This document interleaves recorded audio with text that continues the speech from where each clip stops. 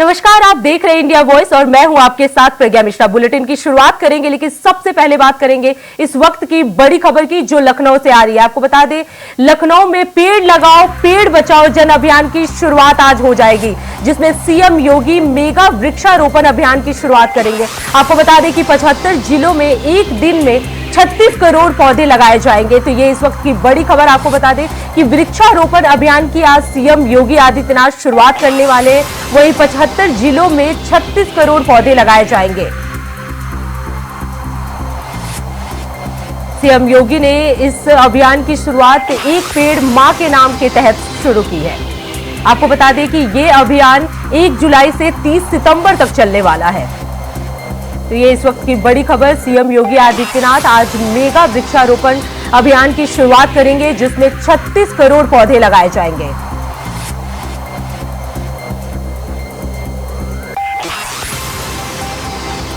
इस अभियान की शुरुआत 1 जुलाई से शुरू की गई है और इसको एक पेड़ मां के नाम के अभियान के साथ ही इसे शुरू किया गया है। आपको बता दें कि पीएम मोदी ने इसका आह्वान किया था जब वो मॉस्को दौरे पर थे। उसके बाद से लगातार जो बीजेपी शासित राज्य हैं वहां पे इस अभियान को किया जा रहा है। 1 जुलाई से इस अभियान की शुरुआत कर दी गई है। अगर वहीं यूपी की बात करें तो आज सीएम योगी आदित्यनाथ 36 करोड़ पौधे लगाएंगे।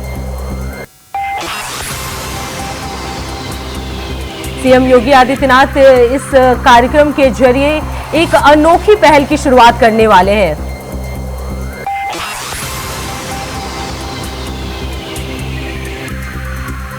पचहत्तर जिलों से होकर ये अभियान किया जाएगा। आपको बता दें कि 75 जिलों में एक दिन में 36 करोड़ पौधे लगाए जाएंगे।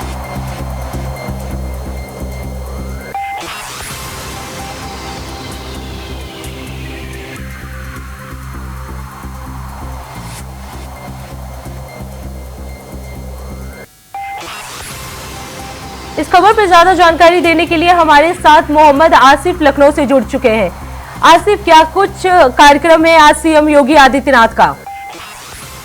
जी बिल्कुल, बता दें कि यूपी सीएम योगी आदित्यनाथ ने आज बृहद पेड़ लगाने का अभियान चलाया है, जिसमें अभियान के तहत 36 करोड़ से अधिक पेड़ लगाए जाएंगे। और इसके लिए यूपी सीएम योगी आदित्यनाथ ने कल ही बैठक किया था, जिसमें उन्होंने सभी मंत्रियों विधायकों के साथ साथ जो सरकारी कर्मचारी हैं, अफसर हैं, उनको भी निर्देश किया गया था। तो आज जिस तरह से यूपी सीएम योगी आदित्यनाथ ने पर्यावरण संरक्षण को लेकर यह बीड़ा उठाया और सबसे बड़ी बात है कि 36 करोड़ से अधिक पेड़ आज ही लगाए जाएंगे। और उनके जो मंत्री हैं, अब वह पेड़ लगाने के अभियान को सफल बनाने के लिए जनता से भी आह्वान किए हैं। और साथ ही साथ जो जिलों के डीएम एसपी के साथ साथ जो अफसर हैं, वो अभी पेड़ लगाने की कवायद में जुट गए। जी प्रज्ञा, 36 करोड़ पौधे लगाए जाएंगे। अगर इसकी शुरुआत करते हैं सीएम योगी आदित्यनाथ तो किन किन जिलों से करेंगे ये?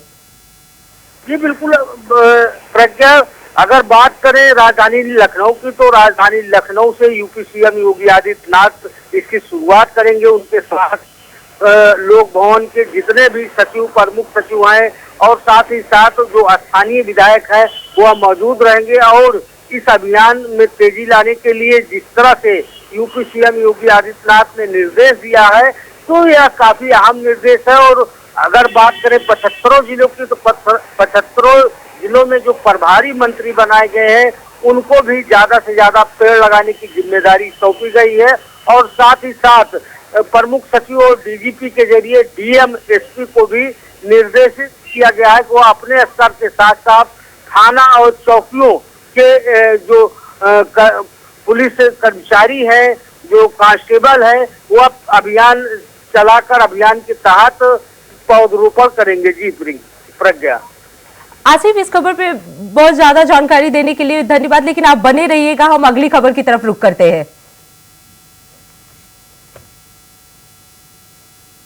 लखनऊ से इस वक्त की बड़ी खबर, यूपी की राज्य मंत्री सोनम किन्नर का इस्तीफा दे दिया है। आपको बता दें कि उपचुनाव से पहले सोनम किन्नर का इस्तीफा सरकार पर बहुत सारे आरोप भी लगा दिए हैं। आपको बता दें कि उपचुनाव से पहले ही सोनम किन्नर ने इस्तीफा दे दिया है। अधिकारी के कार्यकर्ताओं को लेकर सोनम ने विरोध किया है। उन्होंने कहा है कि अधिकारी जो है उनकी बात नहीं सुनते हैं, इसी को लेकर वो इस्तीफा दे रही है। इसके साथ ही संगठन में काम करने की जो उनकी मंजूरी है वो उस पर लगातार बनी हुई है। उनका कहना है कि जो अधिकारी हैं वो उनकी बात नहीं सुन रहे हैं, इसलिए उन्होंने इस्तीफा देने का फैसला लिया है।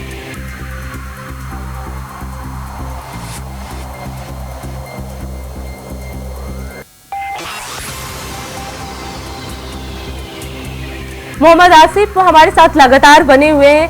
आसिफ, क्या कुछ जानकारी है? सोनम किन्नर ने इस्तीफा दे दिया है, रीजन क्या है इस्तीफा देने का? जी बिल्कुल प्रज्ञा, जिस तरह से सोनम किन्नर का मामला सामने आया है, इसके पहले अगर गौर करें तो पूर्व मंत्री मोती सिंह और जौनपुर के विधायक रमेश मिश्रा समेत कई ऐसे जो है माननीय है जिन्होंने सरकार की कार्यशैली पर सवाल खड़े किए थे। और साथ ही साथ जिस तरह से राजनीतिक उठापटक के बीच केशव प्रसाद मौर्य का बयान आया हुआ था कि सरकार से बड़ा संगठन है, तो कहीं ना कहीं जो है सरकार में बात करे कि बीजेपी सरकार की, तो सरकार में सब कुछ ठीक ठाक नहीं चल रहा है। लगातार जो है अंतर कला के मामले सामने आ रहे हैं, वो अभी लोकसभा चुनाव के बाद। और जिस तरह से बीजेपी नड्डा, अमित शाह समेत कई नेता जो अंतर कला है खत्म करने के लिए बैठक भी कर चुके हैं। केशव प्रसाद मौर्य दिल्ली भी बुलाए जा चुके हैं। और जिस तरह से आज आरएसएस और बीजेपी की एक अहम बैठक होनी थी, वह किन्हीं कारणों के चलते टल गई है। तो ऐसे में यह कहा जा सकता है कि बीजेपी में जो लोकसभा चुनाव परिणाम के बाद जिस तरह से ऊहापोह की स्थिति बनी हुई है, ऐसे में जो कार्यकर्ता है वह भी कहीं न कहीं असहज महसूस कर रहे हैं। और बात करें दर्जा प्राप्त मंत्री सोनम किन्नर की, तो सोनम किन्नर ने सरकारी अफसरों पर बड़ा आरोप लगाया है और उन्होंने कहा है कि उन विकास कार्यों पर सरकारी कर्मचारी ध्यान नहीं दे रहे, उनके अफसर, उनके विभाग के अफसर। और साथ ही साथ तमाम ऐसे जो है राज खोले हैं जिससे कहीं ना कहीं जो है बीजेपी की सरकार की टेंशन भी बढ़ती दिख रही है। हालांकि सोनम किन्नर ने यह भी कहा है कि वह संगठन में रहकर काम करना चाहती हैं। तो कहीं ना कहीं सोनम किन्नर का यह जो बयान आया है, यह कहीं ना कहीं सरकार को कटघरे में खड़ा करने वाला बयान है, क्योंकि उन्होंने साफ तौर पर कहा कि कार्यकर्ताओं को अपमानित किया जा रहा है और जो अफसर हैं बेलगाम हो चुके हैं। सवाल ये भी उठ रहा है कि जिस तरह से उपचुनाव को लेकर बीजेपी दावा कर रही है कि वो जीतेगी, लेकिन जिस तरह से लगातार जो उनके मंत्री हैं वो इस्तीफा दे रहे हैं, तो क्या लगता है इस वक्त? देखिए, अगर यूपी की सियासत की बात करें तो कहीं न कहीं समाजवादी पार्टी का जहां एक तरफ जोश आई है पीडीए फार्मूले को लेकर, समाजवादी पार्टी ने 37 सीटों पर कब्जा किया। और वहीं बीजेपी की बात करें तो बीजेपी कई ऐसी सीटें हार गई है, चाहे अयोध्या की सीट की बात करें या फिर कौशाम्बी सीट की बात करें, और कई ऐसी सीटें हैं जहां पर बीजेपी ने प्रतिष्ठा का प्रश्न बना लिया था और वहां सीट भी हार गई। और इस परिणाम के बाद बीजेपी में जिस तरह से बड़े बदलाव की आहट दिखाई दे रही है, कई ऐसे बयान आ चुके हैं और कई ऐसे मामलों को लेकर विपक्ष लगातार निशाना भी साध रहा है। और अब आने वाले दिनों में उपचुनाव है और 10 सीटों पर होने वाले उपचुनाव को लेकर कहीं न कहीं बीजेपी और इंडिया गठबंधन पूरी तरह से मैदान में खड़ा है। लेकिन जिस तरह इस खबर पे ज्यादा जानकारी देने के लिए बहुत बहुत धन्यवाद।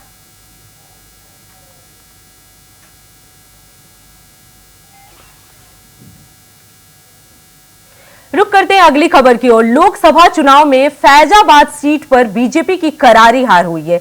इस सीट पर मिल्कीपुर से सपा विधायक रहे अवधेश प्रसाद अब सांसद है। उनके इस्तीफे के बाद अब यहां उपचुनाव होना है। फैजाबाद की हार के बाद ये सीट बीजेपी के लिए प्रतिष्ठा का सवाल बन चुकी है। दूसरी ओर चूंकि ये सीट सपा का ही है, इसलिए सपा पर एक मनोवैज्ञानिक दबाव पहले से है। उपचुनाव के लिए जिले की मिल्कीपुर विधानसभा क्षेत्र से बीजेपी के कई दावेदार सामने आ गए हैं। इनमें से पूर्व विधायक से लेकर जिला पंचायत सदस्य और ग्राम प्रधान तक शामिल हैं। पासी समाज से सबसे ज्यादा नाम सामने आए हैं। यदि सपा ने भी पासी समाज से उम्मीदवार उतारा तो किसी अन्य जाति के प्रत्याशी पर भी विचार किया जा सकता है। फिलहाल संगठन ने सभी नामों पर विचार करते हुए दावेदारों की जीत और हार की संभावनाओं को खंगालना शुरू कर दिया है। देखिए हमारी ये खास रिपोर्ट।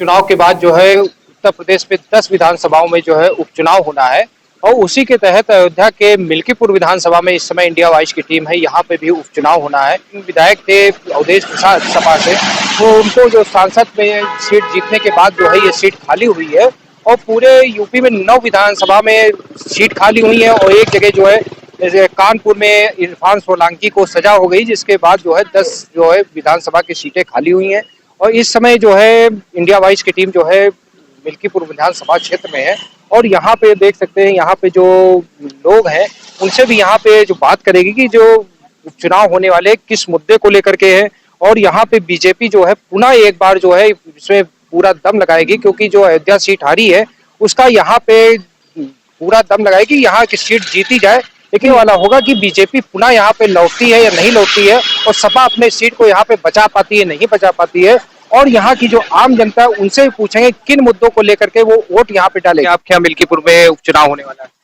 क्या कहेंगे? कौन कौन दावेदार के रूप में आ रहा है?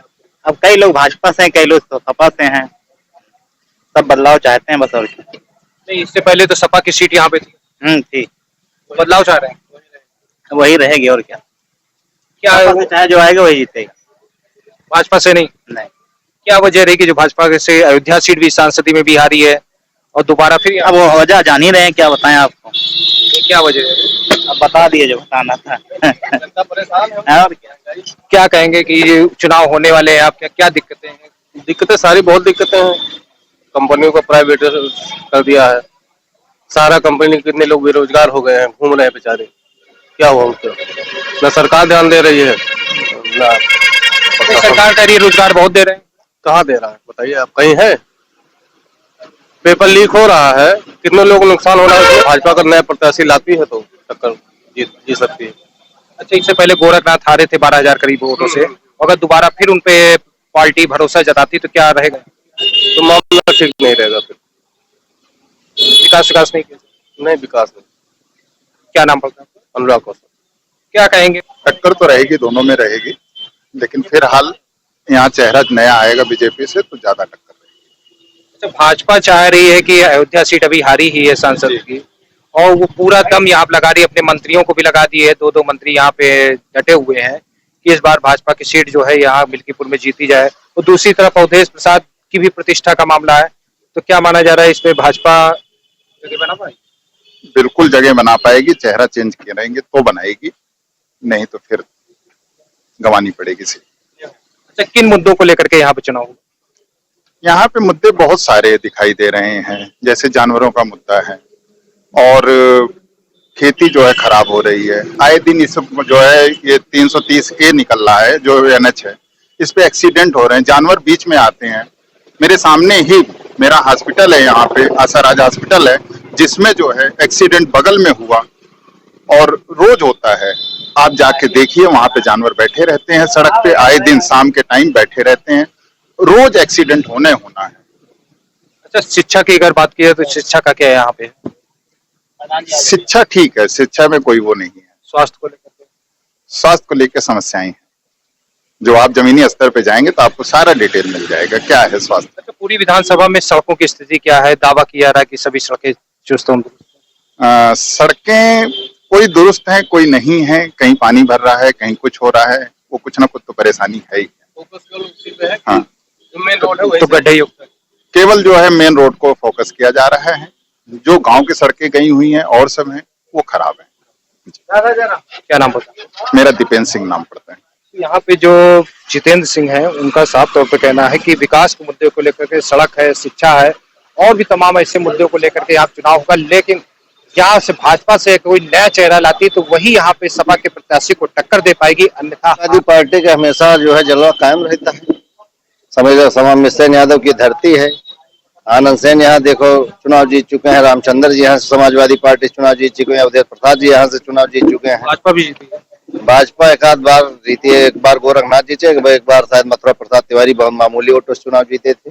कमलासन पांडे जी चुनाव हारे थे। क्या वजह? यहाँ वजह बहुत, यहाँ को न कोई विकास काम हुआ है, न कोई अस्पताल है, न कोई अच्छा शिक्षा देने के स्कूल है।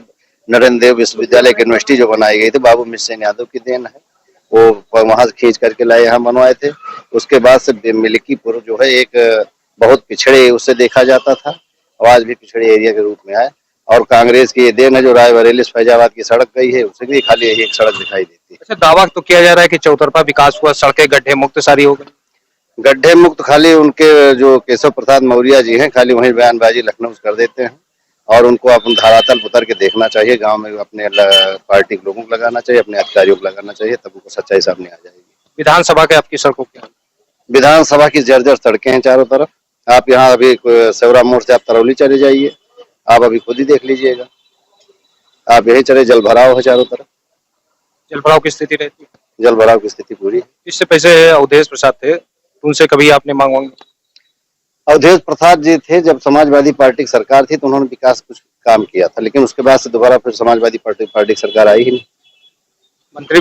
मंत्री भी रहे थे तब कुछ काम हुआ था, उसके बाद कोई काम नहीं। तो इस बार उम्मीद है कि जीतेंगे? अब भाई जब जो है प्रत्याशी सामने आ जाए तभी इसके बारे में कुछ कहा जा सकता है। माना जा रहा है कि अवधेश प्रसाद के बेटे अजीत आ, तो भाई अब तो सांसदिक में आप देख ही चुके हैं कि सब विधानसभाओं से चुनाव जीते हैं, तो उस पर आपको खुद अंदाजा है। यहाँ भी समाजवादी पार्टी चुनाव जीत चुकी है। तो आपने तो बहुत बड़ी बात कही कि मुख्यमंत्री भी आ जाएंगे तब भी मिल्कीपुर में उपचुनाव नहीं जीत सकते। भाई जैसे देखो अभी जो सांसदिक चुनाव हुआ उस लहजे से अगर देखा जाए तो आप पूरे देश और विदेश में ये चर्चा है कि नहीं। अगर उसी कंडीशन से चुनाव हुआ तो फिर वही रिजल्ट आएगा। तो कहने का मतलब है कि मुख्यमंत्री ने विकास अयोध्या में खूब किया, अयोध्या में बजट जो है आधे यूपी के बराबर दिए, उसके बावजूद बिहार हो गया। अयोध्या में किए, लेकिन जैसे जो विधानसभा मिल्कीपुर है इसमें कोई एक, तो आपने तो बहुत बड़ी बात कही कि मुख्यमंत्री भी आ जाएंगे तब भी मिल्कीपुर में उपचुनाव नहीं जीत सकते। भाई जैसे देखो अभी जो सांसदिक चुनाव हुआ उस लहजे से अगर देखा जाए तो आप पूरे देश और विदेश में ये चर्चा है कि नहीं।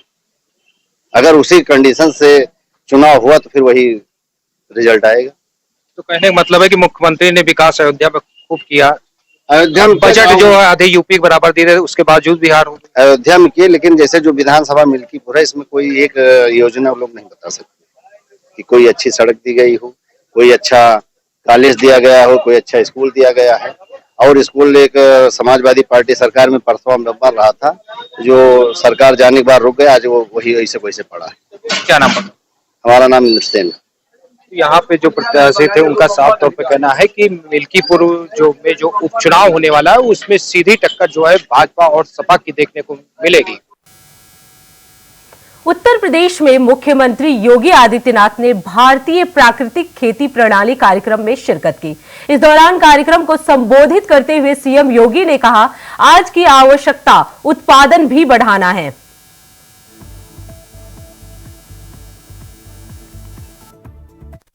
में जाकर के मैंने स्वयं देखा कैसे गाय की देसी नस्ल की ब्रीड को उन्नत नस्ल में बदला जा सकता है प्राकृतिक पद्धति से ही। कैसे खेती विपरीत परिस्थितियों में अच्छी हो सकती है। ग्लोबल वार्मिंग के दुष्प्रभाव से हम खेती को भी कैसे बचा सकते हैं, यह भी मैंने अपनी आंखों के सामने वहां जाकर के देखा है। और उसके बाद जब मैं स्वयं देखा हूं तब मैंने अपने कृषि मंत्री और अन्य लोगों को, यहाँ के अधिकारियों से भी कहा, मैंने कहा भी अब आप लोग एक बार फुर्सत निकाल करके होकर के आओ, देखो, पहले देखो और फिर औरों को दिखाओ, तो मुझे लगता है उसका लाभ होगा। और आज यही कारण है कि उत्तर प्रदेश जैसे राज्य में 1 लाख एकड़ भूमि में प्राकृतिक खेती के प्रति लोगों में जागरूकता पैदा हुई है। बुंदेलखंड के 7 जनपदों में और गंगा जी के किनारे हमारे जो 27 जनपद हैं, इन सभी जनपदों में इसके प्रति व्यापक जन जागरण का एक कार्यक्रम लोगों ने चला करके इस अभियान के साथ जुड़े हैं। आज तो हम लोग देख रहे हैं गांव में जाते हैं, युवा लड़कों पर किसी की किडनी फेलियर हो रही है, किसी को हार्ट की बीमारी हो गई है, कोई व्यक्ति कैंसर से पीड़ित हो गया है। पहले देखते थे कि 20, 25, 30 गांव में कोई एक व्यक्ति को बीमार हो जाता था, लोग ये मानते थे कि कैसे हो गया, पूरा हाहाकार मचता था। आज एक कॉमन बन चुका है। कारण है खान पान कहीं ना कहीं प्रभावित हुआ है। इसने नई नई बीमारियों को जन्म दिया है, नए तौर तरीके आगे बढ़े हैं और हमें इसके बचाव का जो एक नया मंत्र प्रधानमंत्री मोदी जी ने दिया है और वह है प्राकृतिक खेती का। मैं धन्यवाद दूंगा माननीय शिवराज सिंह चौहान जी को और उनकी पूरी टीम को और भारत सरकार को कि प्रधानमंत्री मोदी जी ने आज से 3 वर्ष पहले प्राकृतिक खेती के लिए जिस एक अभियान को आगे किया था, आज उसके अच्छे परिणाम देखने को मिले हैं। और मैं इस अवसर पर गुजरात के माननीय राज्यपाल आचार्य देवव्रत जी का हृदय से मैं धन्यवाद दूंगा कि जब भी हम उन्हें आमंत्रित करते हैं, वे उत्तर प्रदेश में आकर के हमारे कृषि विशेषज्ञों के साथ, किसानों के साथ यहाँ संवाद बनाते हैं, उनका मार्गदर्शन करते हैं। और आज इसके बारे में लोगों के मन में एक भाव जागृत हुआ है। वो सच है, पहले शुरू में लोगों के मन में एक भाव था कि क्या होगा, कैसे होगा, और खासतौर पर कृषि विशेषज्ञ जो थे, इसके एक्सपर्ट जो थे, उन लोगों में कुछ ज्यादा ही वो था, अरे हो ही नहीं सकता है। लेकिन आज जब वह उसके डेमोन्स्ट्रेशन को देखते हैं और इसमें जो बताया गया कि हमें बीज से लेके बाजार तक इसके प्राकृतिक स्वरूप को बनाए रखना होगा, और उत्तर प्रदेश जैसे राज्य में इसकी व्यापक संभावनाएं हैं। उत्तर प्रदेश में अगर हम देखेंगे तो हमारे पास खेती योग्य जो भूमि है, देश की कुल कृषि योग्य भूमि का लगभग 12% यूपी के पास। अभी यहां पर आचार्य जी इस बात को कह रहे थे कुछ देर पहले, उन्होंने कहा कि हम लोगों ने गुजरात में एक विश्वविद्यालय को, कृषि विश्वविद्यालय को प्राकृतिक विश्वविद्यालय, प्राकृतिक खेती से संबंधित विश्वविद्यालय के रूप में विकसित किया है। इसमें एग्रीकल्चर का हो, हॉर्टिकल्चर का हो, वेजिटेबल का हो, इस सब का उत्पादन जो भी हो वह प्राकृतिक पद्धति से हो, और इसके लिए प्रशिक्षण और इस पर शोध के कार्यक्रम को हम आगे बढ़ा सकें, इस दृष्टि से कार्यक्रम वहां पे उन्होंने प्रारंभ किया है। और यहां पे मैंने कृषि मंत्री से भी कहा है, किसी एक विश्वविद्यालय को हम लोग इसके लिए चयन करें। कृषि विज्ञान केंद्र को सेंटर ऑफ एक्सीलेंस के रूप में विकसित करने की कार्रवाई को आगे बढ़ाया है, और हम चाहेंगे कि इसमें हम प्राकृतिक खेती को, प्राकृतिक हॉर्टिकल्चर को, प्राकृतिक वेजिटेबल को प्राकृतिक पद्धति से, इन सभी को हम उसके साथ आगे बढ़ा सकेंगे। तो मुझे लगता है कि आज उत्तर प्रदेश के अंदर कृषि विज्ञान केंद्र देखने लायक स्थिति में बन चुके हैं। 2017 के पहले तो स्थिति वहां पे बड़ी अराजकता की सी थी, जंगल उगे हुए थे। आज हम देखते हैं हर कृषि विज्ञान केंद्र में कुछ ना कुछ एक्टिविटीज शुरू हुई है। आज वे देखते हैं वहां पर कि वहां पर जैसे कुछ भी देखो तो वहां पे कुछ ना कुछ किसानों का प्रशिक्षण कर रहे हैं, डेमोन्स्ट्रेशन कर रहे हैं, हॉर्टिकल्चर के लिए और एग्रीकल्चर के लिए, वेजिटेबल के लिए, या फिर श्री अन्न के लिए, या फिर वेटनरी के लिए अच्छा गौवंश हो। मैंने देखा है आचार्य जी के यहाँ कुरुक्षेत्र गुरुकुल में जाकर के मैंने स्वयं देखा। बात करते हैं अगली खबर की। अयोध्या के मवई ग्राम पंचायत भटकाऊ नारायणपुर में खंड विकास अधिकारी ने ग्राम पंचायत सचिव, रोजगार सेवक, ग्राम प्रधान के खिलाफ नोटिस जारी किया है। दरअसल ग्राम पंचायत मवई ने ग्राम प्रधान ने मनरेगा मजदूरों के बजाय जेसीबी से चकचोर बनवा दी थी, जिससे मनरेगा मजदूरों के पेट पर लात मारी जा रही थी। इंडिया वॉइस ने ये खबर प्रमुखता से दिखाई थी। इंडिया वॉइस की खबर का असर भी हुआ, जिसके बाद खंड विकास अधिकारी मवई अनुपम कुमार वर्मा ने खबर को संज्ञान में लेते हुए अपनी टेक्निकल टीम के साथ मौका का मुआयना किया, जिसमें चकरोड की पटाई जेसीबी मशीन से होना पाया। जिसके बाद खंड विकास अधिकारी मवई अनुपम कुमार वर्मा ने ग्राम पंचायत सचिव, रोजगार सेवक, ग्राम प्रधान के खिलाफ 90G के तहत नोटिस जारी किया है जिसमें अब वसूली की कार्रवाई की जाएगी। इंडिया वॉइस की खबर का असर दिखा है।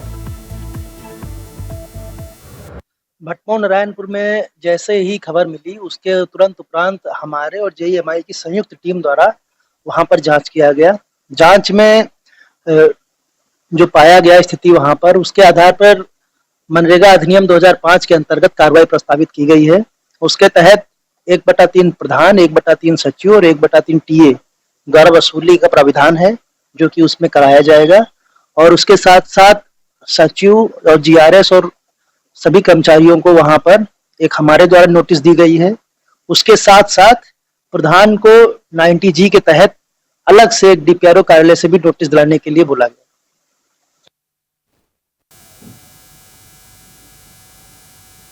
फिलहाल इस बुलेटिन में इतना ही। देश दुनिया की तमाम बड़ी खबरों के लिए देखते रहिए इंडिया वॉइस। तब तक के लिए नमस्कार।